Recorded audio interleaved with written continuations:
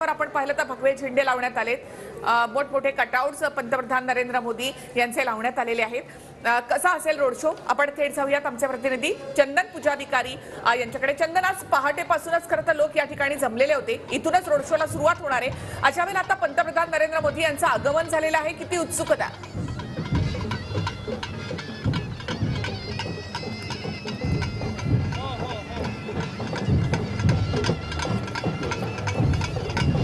निश्चितपणे संपूर्ण नाशिक शहर जे आहे ते तपोवन परिसरात ज्या ठिकाणी हा रोड शो होणार आहे त्या ठिकाणी लोटल्याचं दृश्य जे आहे ते बघायला मिळतं आहे।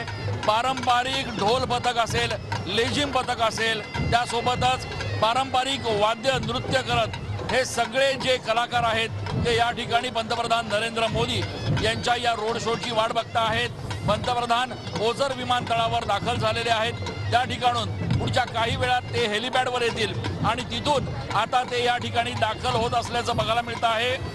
आपण दृश्यांमध्ये बघतोय की पंतप्रधानांची एकूणच त्यांचा जो ताफा आहे तो या ठिकाणी येत असल्याचं आपण बघतो आहे। पंतप्रधान पुढच्या काही वेळात या ठिकाणी रोड शो करणार आहेत आणि त्यांच्या रोड शोच्या दरम्यान नाशिककर जे आहेत ते प्रचंड मोठ्या गर्दीनं, प्रचंड मोठ्या संख्येनं या संपूर्ण तपोवन परिसरात उपस्थित आहेत। पंतप्रधान हा रोड शो करत असताना दुतर्फा मोठी गर्दी जी आहे ती या ठिकाणी बघायला मिळते आहे। हा ताफा जो आहे आपण दृश्यांमध्ये बघतो आहे की हा ताफा जो आहे तो या ठिकाणी निघालेला आहे आणि एकूणच पंतप्रधान नरेंद्र मोदी हे नाशिकमध्ये दाखल झाल्यानंतर आता त्यांचा ताफा जो आहे तो या ठिकाणी निघालेला आहे। पंतप्रधानांचा ताफा हा तपोवन परिसरात निघालेला आहे।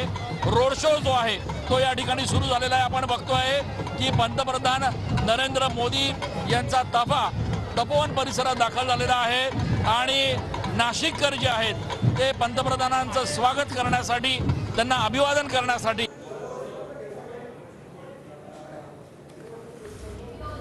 तर पंतप्रधान नरेंद्र मोदी यांचं आगमन झालं आणि त्याचबरोबर रोड शोला देखील आता सुरुवात होत आहे।